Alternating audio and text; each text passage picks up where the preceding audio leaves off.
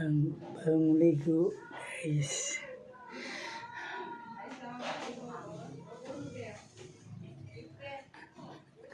Alam nyo guys, mula ako sa sakit, binabalwala ko ang pagkain. Kahit ano, kinakain ko.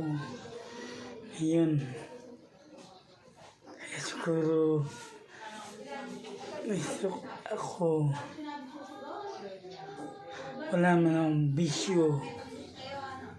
Di ako nag-yosi, hindi ako nag-sabu,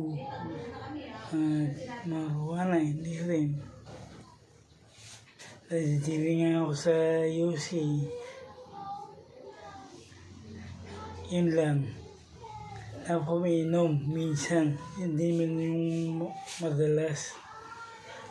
Ewan ko, ba't bigla akong na-stroke.